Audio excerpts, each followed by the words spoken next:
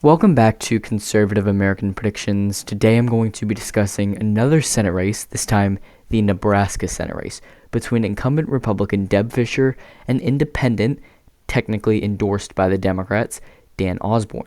So, a little just general information about this race.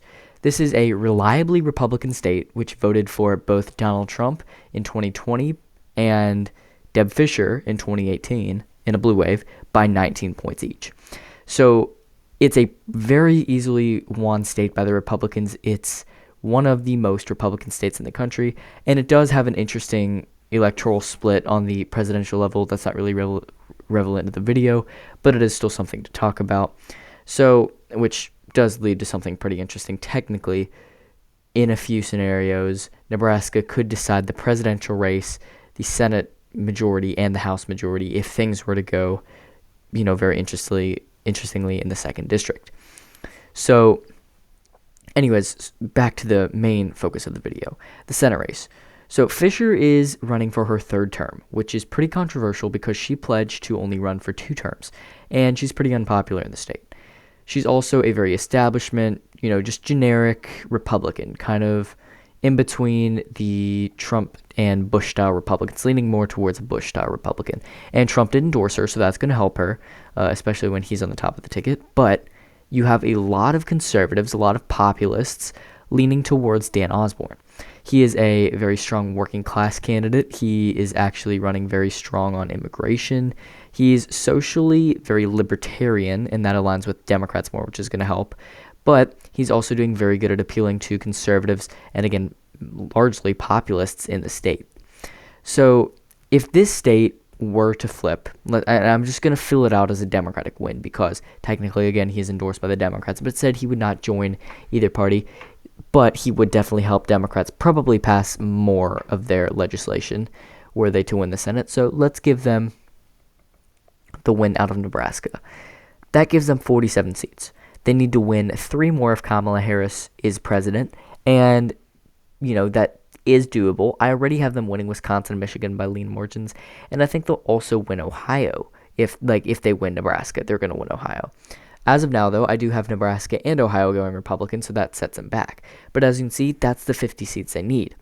Now, Republicans are going to win Montana. They're going to flip the seat. That puts them at 49 seats, and they're also probably going to hold Texas.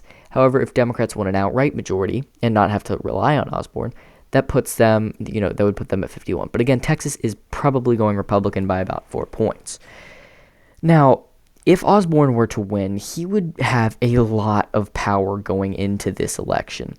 I mean, if you would have a Senate that is 50-50, and then, technically 50-49, and one independent, like one true independent, not necessarily Bernie Sanders or Angus King type, he would have an immense amount of power. I mean, both parties would be trying to get him on basically every bill. And, you think Joe Manchin and Kyrsten Sinema had a lot of power in the last Congress. It would be even more for, most likely, a Dan Osborne victory. He would have a lot of influence. He would be very influential on a lot of different key legislation areas. And it would just overall be interesting to see how he votes. Now, he could potentially, I guess he could caucus with the Democrats. But again, that is unlikely as he's running a true independent campaign. So, again, pretty interesting. Now what we're going to talk about is the 538 forecast for the seat. As you can see, it's a little under 10 points right now, about a Fischer plus 9.9% victory according to the full forecast. And that is definitely down from what we've been seeing before. We've seen it shift, towards Osborne a whole lot over the last few weeks. I mean, going back ways, you had Fischer up by almost 20 points, or at one point you actually did have her up by basically 20. So as you can see, this race has taken a very large shift towards Osborne, and I think it will continue to do that until Election Day, at least on the 538 forecast. And if you go to the actual polls for this race, Osborne is doing very, very well. So yes, Fischer leads some, however, Osborne also leads very many different ones. Now, a lot of them are done by the Osborne campaign, but one in particular that I like pointing out, they are 2 done by Deb Fischer. As you can see here, they only have her up by 6 and 7. And if you go back a couple of months, I believe she did a poll where it showed her up by nearly 20 or over 20. So if you figure in that these internals might be a little bit biased towards Fisher, that is very concerning for her. And, that definitely shows a sharp contrast of how the race could be going. So right now, I think that it's going to be a Fisher win of about 4 points, a little over 4 points. And I think Osborne is doing a tremendous job campaigning. I think he's basically, things are going as perfectly as they could for him. If Trump wouldn't have endorsed, of course, that would have made things better for him. But things are basically going as well as they can in the areas he can control. I don't think he's going to be another Evan McMullin from the Utah Senate race in 2022, where Mike Lee won by 10 to 11. I don't think it's another Greg Orman situation from Kansas in 2014, where the Republican won by almost a safe or a little over a safe margin. I don't think it's going to be something like that. I think you're actually going to see Osborne make up significant ground and do very, very well.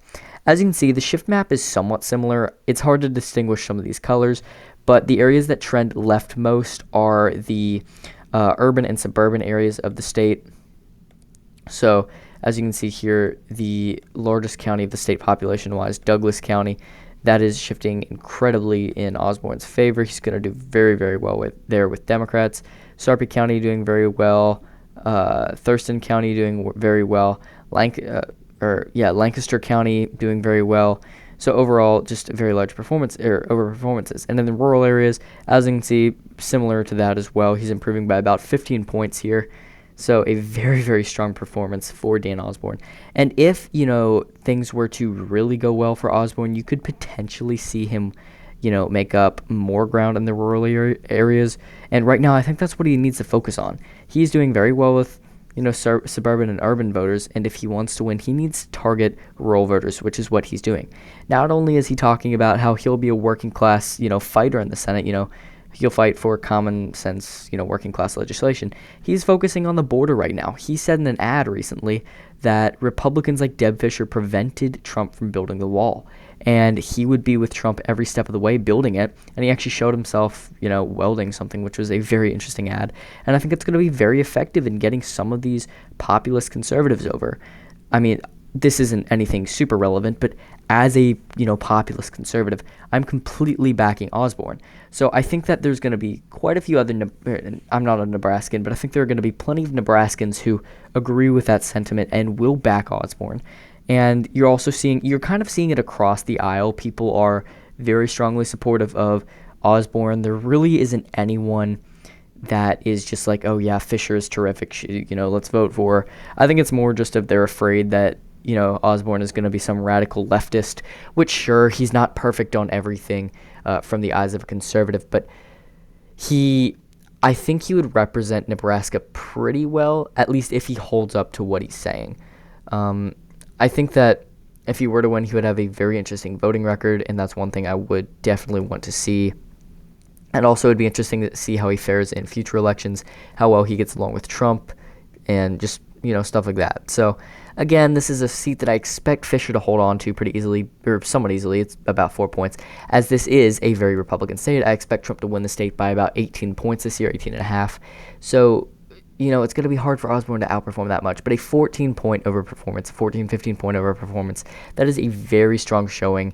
And, he definitely deserves credit for that. Anyways, I hope you did enjoy this video. Comment down below where you see this race going. And again, thank you for watching. I'll see you guys next time.